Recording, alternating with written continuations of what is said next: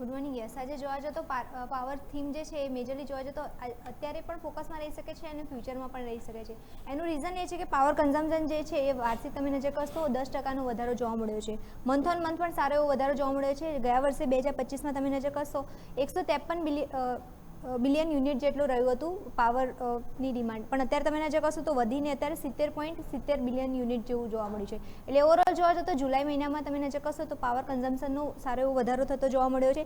એમાં પણ તમે નજર કરશો તો ઘણા દેશોમાં અત્યારે તમે નજર કરશો તો ભેજવાળું વાતાવરણ વધારે છે, જેના કારણે અત્યારે મેજરલી પાવરથી મીન્સ કે એમાં ડિમાન્ડ જે છે એ ડે બાય ડે વધતી જોવા મળી રહી છે. એમાં પણ કુલિંગ ઇક્વિપમેન્ટ જે છે એમાં જે વીજળીનો ઉપયોગ કરવામાં આવે છે એના કારણે પણ મેજરલી વપરાશ વધતો જોવા મળી રહ્યો છે. સામે વાત કરીએ કે ગરમી પણ તમે જોવા જો તો વધતી જોવા મળી રહી છે, જેના કારણે એર કુલિંગ અને કુલિંગ ઇક્વિપમેન્ટ જે છે એનો ઉપયોગ વધી રહ્યો છે. એ બધા રીઝનના કારણે તમે નજર કરશો તો પાવરની ડિમાન્ડ ડે બાય ડે વધતી જોવા મળી રહી છે.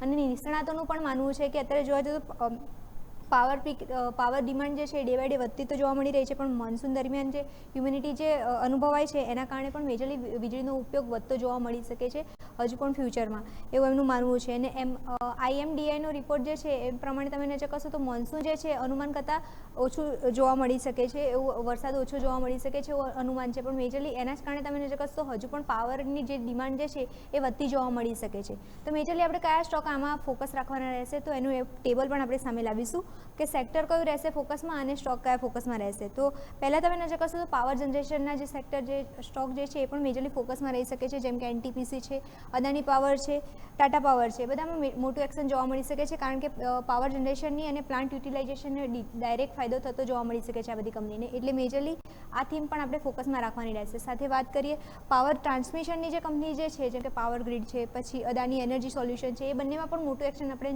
જોવા મળી શકે છે, કારણ કે ગ્રીન કેપેસિટી જે છે એમાં વધારો જોવા મળી શકે છે અને મેજરલી જોવા જઈએ તો ટ્રાન્સમિશન ઇન્ફ્રાસ્ટ્રક્ચર જે છે એનો પણ કંપનીને લાભ થતો જોવા મળી શકે છે. તો મેજરલી જોવા જઈએ તો પાવર ટ્રાન્સમિશન માટે આ બે કંપની ઉપર આપણે મેજરલી ફોકસ રાખવાનું રહેશે.